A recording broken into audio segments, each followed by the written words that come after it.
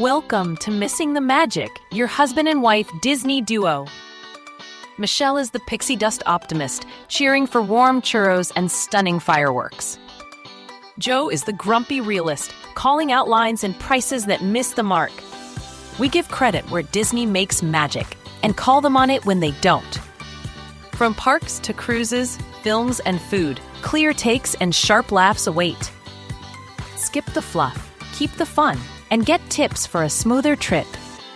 Grab your ears, bring your backpack, and let's find the magic together.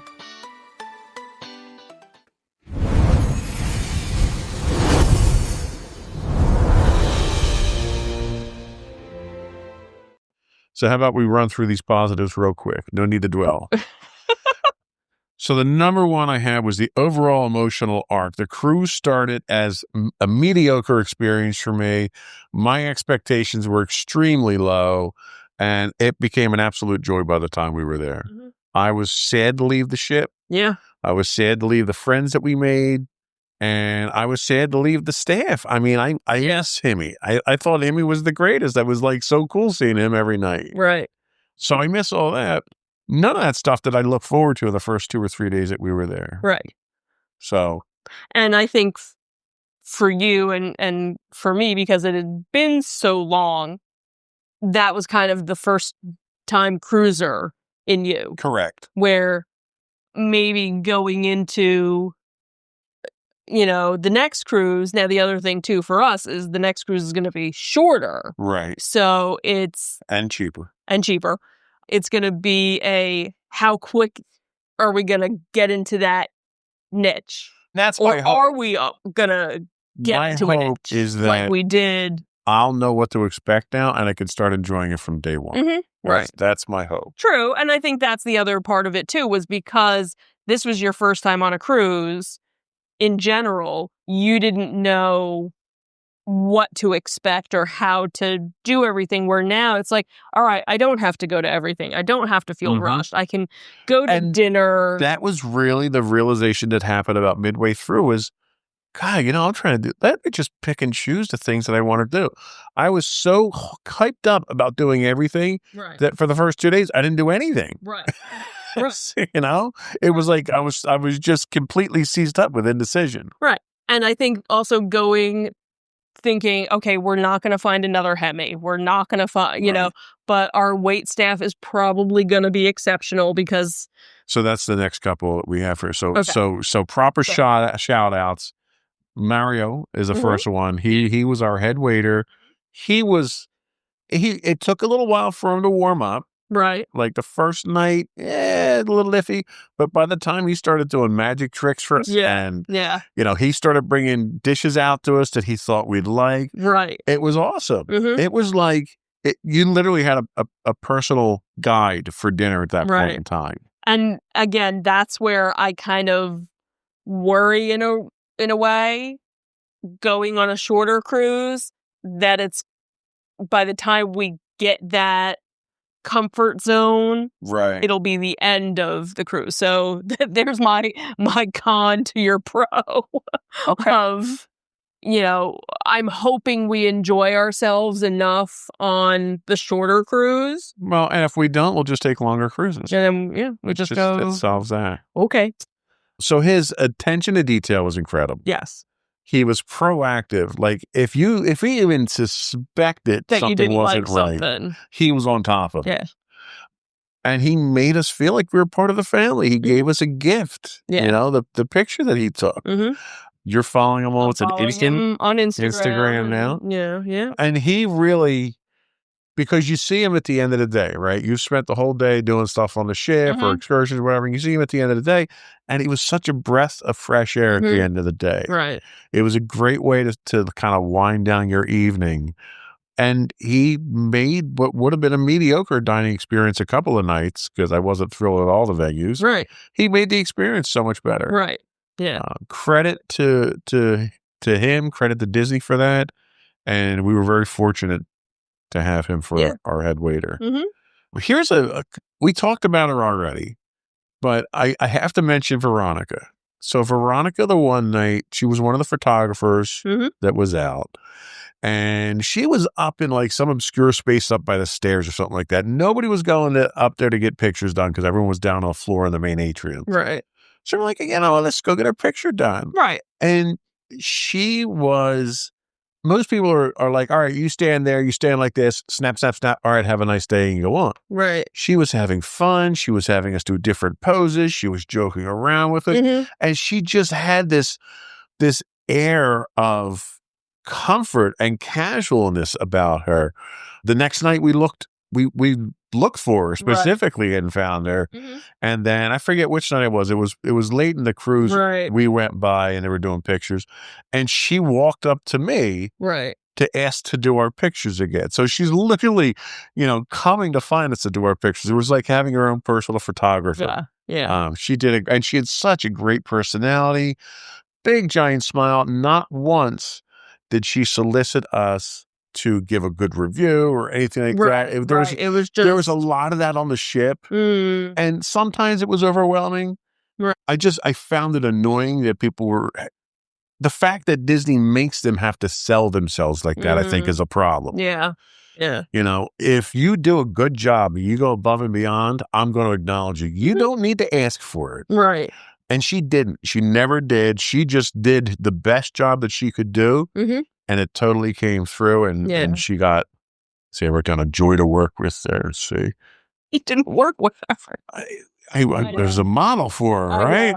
So that counts. Sure. Quick mention to Tim. I was only in there 2 nights. Tim was my waiter at Scat Pat. Right. Scat. He was extremely polite, extremely attentive, like everybody was. Mm-hmm. Yeah, just And I think that was also the nice thing. Oh, and I saw him when we were on the island. He was working on the island, and he came over and shook my hand. How you doing? Can I get you anything? I think that's part of the positive. Another positive aspect is that obviously your server follows you for your main meals. Like the head waiter, we would see him during various, like during lunch or breakfast in some of the other restaurants. But the majority of the cast members in the various different bars and other places always stayed the same. So you kind of got to know them. Whereas, you go to your local restaurant, you eat there 3 different times. It's 3 different servers, 3 different, it depending on how much of a regular you are. It's like Cheers. You walk in and they get to know your name. There's There's a familiar comfort level. So, if it's something where you order the same kind of drink or something, there's that sense of, oh, hey, so you get to know them a bit. So the doublooners. So my rock band mate there, I regret not seeing more of them. Mm-hmm. We only caught their show twice, and we didn't even really catch the show. We were waiting for something else, and they just happened to be playing. Right, and they were very good. Mm-hmm. The one set they did was literally our entire rock band set. It was so good. Yeah. I wanted to give them a shout out because I wish I had seen them more. We did have the one incident that we had conveyed that we were waiting for dinner, and it was time for dinner. They finished one song. We get up to go, and he says, we're going to do a Journey song now. And I'm like, we got to go to dinner. And, he playfully persuaded us to stay for 4 minutes, and it was totally worth it. Yeah, yeah. I can't find them online anywhere. Really? So if anybody has any information about the guys who were in the doublooners on the Disney Treasure, please let us know. I would love to see if they have any of music available, if they're doing any other venues or anything, or just to follow them. No YouTube videos? No, there's like everything I look up, it's something different besides them. So anyway, the search continues. Yes. And then last but not least, obviously, is Hemi and Philip, our buddies at the Haunted Mansion. Yeah.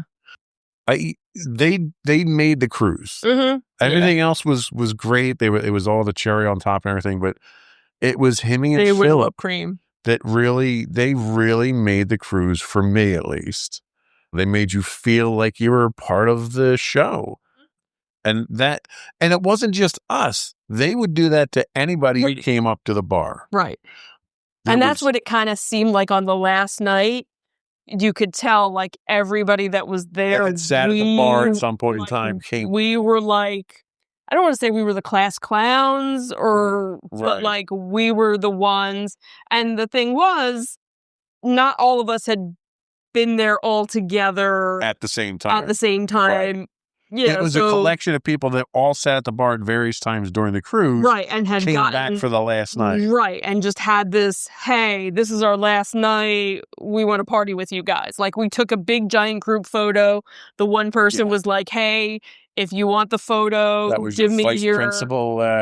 Give me your phone number. We've had a couple of texts. I think Thanksgiving was the last one, but it was that like got the group shot and put it in the video. Yeah, so it was just kind of a sweet moment, and I'm hoping other locations had that too. That it wasn't just necessarily the Haunted Mansion Parlor. That's the thing. The other places that we went, they just did not seem conducive. All the other places were themed bars, right? The Haunted Mansion. This was a show. It was an this experience. was an experience. No, and you I get were it. part of that experience. Well, and I think that's what's going to be, unfortunately, a disappointment for when we're on the fantasy, because there isn't that same.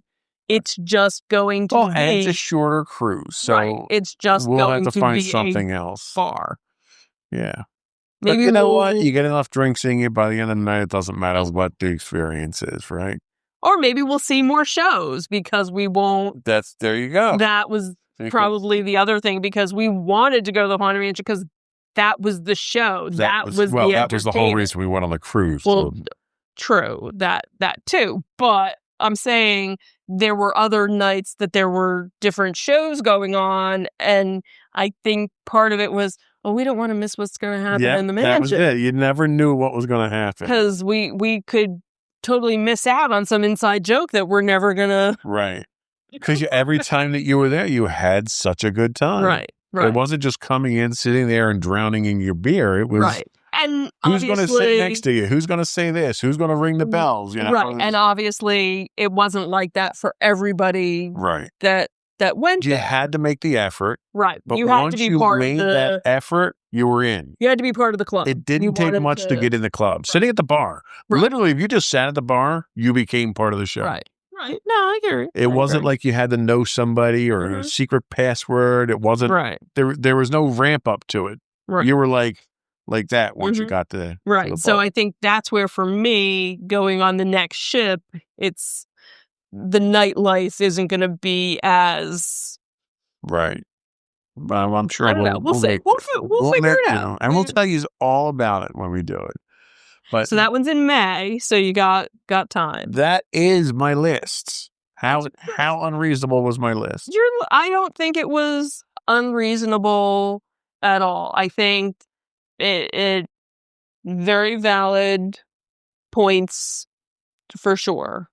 We enjoyed ourselves. We loved the cruise. Obviously, we loved it enough where before we got off, we put the deposit down to book another cruise. We had 2 years to book. Right. And October, November, December, January, February, March, April, May. So within 7 months, we're taking our next one. Right. So it didn't suck. 2 a year is what we can probably manage schedule-wise. Right. Which was what we were doing for Disney for a while there. Right. And we figure, the upcoming cruise is going to be a shorter cruise. We thought our daughter was going to possibly come with us. No, on this one, she said, nope. But she did say for the next one, she would. Okay. So we'll see. Sure. We'll see what her experience is like, because she's going to be at that. And this is where we were kind of worried about her going on the cruise, is that she's not a kid, but she's not over 21. Right. She's that 18-20 fringe age there. Right. She's the 18-20 society. And I found out more stuff about it after we were on the cruise, because we really didn't see a whole lot about it during our cruise, because I was trying to look on the Navigator app.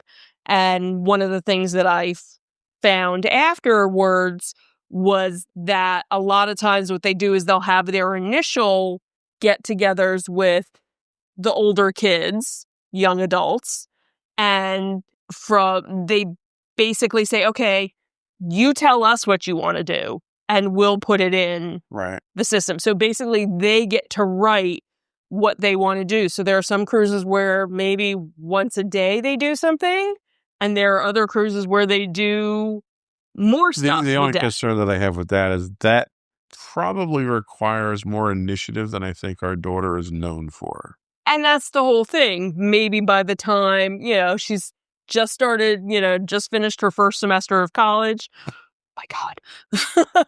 I have a hard time with that. Doesn't make us feel old. Right. So by the next time, the next cruise, maybe she'll be a little bit more, or she'll find other young adults like herself that, she'll click with, kind of like how her semester at school was. She found that little niche. So that would be my only concern, because obviously the little kids, plenty for them to do. The adults, there are definitely a lot of things that they plan that's just adult only. So if you don't want the kids around, so it's that, again, that weird 18 to 20, I can go to the adults only section, but do I really want to be hanging out with my parents type thing? So any complaints that you had that we didn't cover here? Any pros, any shout outs you want to do? Speak now or forever hold your peace. Oh, so much. No, I think again, if we had hated it, if we didn't like it, we wouldn't have booked another cruise with Disney. We would have said, you know what, let's go, on another ship that's half the amount of money, because there's actually Norwegian. Is that who it is? Literally anybody's cheaper than Well, Disney. no, but there's a cruise line now that's going to be sailing out of Philadelphia. Oh, right. Which, so for us, that would be perfect, because that's literally across the bridge for us. So for us, that would be, we don't have to take an airplane. We don't have to take a train. We don't have to, do all that overnight. We could just leave the house in the morning and get on the ship. Right. So I don't know. We might. We won't. Probably not. We won't. Because I think that's what it comes down to. And this is what, from various friends of mine, other people, other cruises, they do another ship another. And then they come back to Disney. And then they come back to Disney and they go, okay, so yeah, I saved money, but I didn't enjoy myself. And that's not to say that people that do the other cruise lines don't enjoy themselves, because I have lots of friends that cruise multiple times a year and would never do a Disney cruise. Well, and the way I look at it is, I'm not concerned so much about the money. I want to make sure I have a good time. Right. If I was concerned about the money, we wouldn't have gone to Disney 20 plus times. Okay. I would have gone down the shore or we'd have done something else. Right. So the money's not a concern. If Disney can fix any of these things and make it better, great. If not, it was a wonderful cruise no matter what. Absolutely. I think that's it for this episode, and that's it for the series on the cruise. The next one that we're working on is going to be Disney Store, right? We're going to do a little discussion on do Disney Store. Some chatting about the Disney Store. One of the pieces of magic that everyone's missing now. Yes. So that's another good example. Absolutely. Other than that, thanks for watching, and make sure to like us. Check out the links below, and we'll see you on the next one. Have a good one, everyone. Bye. Bye. That's a wrap on this episode of Missing the Magic. If you enjoyed the mix of cheers and critiques, follow the show. Leave a quick rating and share it with a fellow fan. Have a question, hot take, or park hack we should try? Send it our way at comments@insightsintothings.com. Or call it and leave us a voicemail at 856-403-8788. Thanks for listening, and thanks to Disney for the memories worth talking about. Keep your ears handy, bring your backpack, and we'll meet you back here for more Missing the Magic.